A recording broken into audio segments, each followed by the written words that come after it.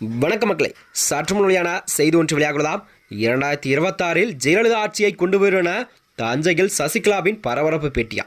வாங்க வீடியோவை உண்மையாக்கலாம். அதாவது சசிகலா தஞ்சையில் செய்தியாளர் சந்தித்து வருகின்ற 2026 தேர்தலில் தான் நாங்கள் ஜெயலலிதா ஆட்சியை மீண்டும் தமிழகத்திற்கு கொண்டு வருவோம் என சசிகலாவின் பேச்சு அரசியல் வட்டாரத்திலே ஒரு பெரும் பரபரப்பை எல்லாம் கிளப்பி வருகிறதா. அதாவது திமுக அரசின் செயல்பாடுகள் குறித்தும் நெல் கொள்முதல் முறையில் ஏற்பட்ட குளறுபடிகள் பற்றி அவர் கடுமையான விமர்சனங்கள் எல்லாம் முன்வைத்துள்ளாராம். திமுக அரசு விளம்பரத்தாவே நம்பி செயல்படுகிறது எனவும் அவர் குற்றங்களை சாட்டியுள்ளார். அதாவது தஞ்சையில் செய்தியாளர் சந்தித்த சசிகலா அவர்கள் தஞ்சை, திருவாரூர் மாவட்டங்கள் நெல் கொள்முதல் முறையாகவே நடைபெறவில்லை, தமிழகத்தில் லாரி ஒப்பந்தம் கொடுத்ததில் கூட ஒரு மிகப்பெரிய தவறு நிகழ்ந்துள்ளதாம். அதாவது ஒரே ஒரு சிறு நிறுவனத்துக்கு மட்டும் ஒப்பந்தம் கொடுத்துள்ளதால் இந்த குளறுபடிகளுக்கு எல்லாம் காரணம் என அவர் கூறியிருந்தாராம்.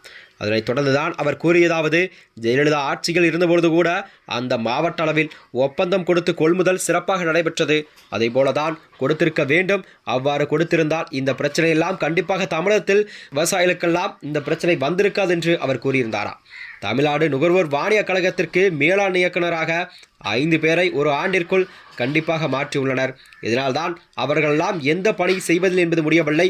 அதிகாரிகளை குறை சொல்ல முடியாது, ஆனால் நிர்வாகத்தை கண்டிப்பாக வழிநடத்த இந்த அரசால் முடியவில்லை என்று அவர் குற்றம் சாட்டியுள்ளாராம்.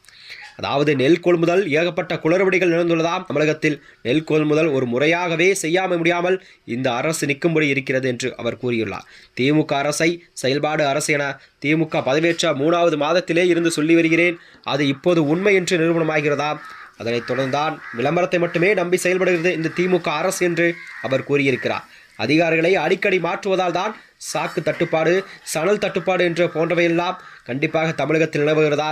திமுக அரசு அரசியல் மட்டுமே செய்கிறது, மக்கள் நலனில் அவருக்கு அக்கறை இல்லை என்று அவர் குற்றம் சாட்டியுள்ளார். தற்பொழுது கூட மத்திய குழுவின் ஆய்வு செய்து வருகிறார்கள். அவர்களை உரிய இடத்திற்கு அழைத்துச் சென்று காண்பித்தார்களா என தெரியவில்லை. தமிழகத்தில் 625 அரிசி ஆலைகள் உள்ளது. இந்த ஆலைகளுக்கெல்லாம் உரிய முறையில் நெல் மூட்டைகளை அனுப்பி வைத்தால் கூட கண்டிப்பாக அறவை செய்து 11 லட்சம் டன் சேமித்து வைத்திருக்கலாம். அதையும் முறையாக தமிழக அரசு செய்யவில்லை என்று அவர் குற்றம் சாட்டியுள்ளாராம். தாங்கள் செய்த தவறை மறைத்து திமுக தான் அரசு அடுத்தவர் மீது பழி போடுவதில் குறியாக உள்ளதாம். எந்த பிரச்சனை இருந்தாலும் அதிகாரிகளை மட்டுமே வைத்து பேசுகிறார்கள். திமுக ஆட்சியில் எந்த மாவட்டத்தில் மக்கள் நிம்மதியாக இல்லை. திமுக அரசு தங்களை திருத்திக் கொள்ளும் என நான் எதிர்பார்த்தேன், ஆனால் அவர்களோ திருந்தவில்லை. மக்கள் உங்களை திருப்பி அனுப்புவார்கள் என்று அவர் கூறியிருந்தார். அதனைத் தொடர்ந்து அவர் கூறுகையில், தமிழ்நாட்டில் வருகின்ற 2026 தேர்தலில் நிச்சயம் கண்டிப்பாக இதுக்கு நல்ல ஒரு பாடம் புகட்டுவார்கள் மக்கள் என்று கூறியிருந்தார். 2026 சட்டசபை தேர்தலில் இந்த ஆட்சியை அகற்றிவிட்டு ஜெயலலிதாவின் ஆட்சிதான் அமையும், அதையும் நான் கொண்டு வருவேன் என கண்டிப்பாக அவர் காட்டமாக தெரிவித்தது அரசியல் வட்டாரத்திலே ஒரு பேசு பொருளாக மாறியிருக்கிறதா. 2026 சட்டசபை தேர்தலில் மக்கள் கண்டிப்பாக ஒரு நல்ல தீர்ப்பை வழங்குவார்கள் என சசிகலா கூறியிருக்கிறார். மேலும் இதுபோன்ற வீடியோக்களை தெரிந்து கொள்ள நமது சேனலை மறக்காமல் சப்ஸ்கிரைப் செய்து கொள்ளும். நன்றி, வணக்கம்.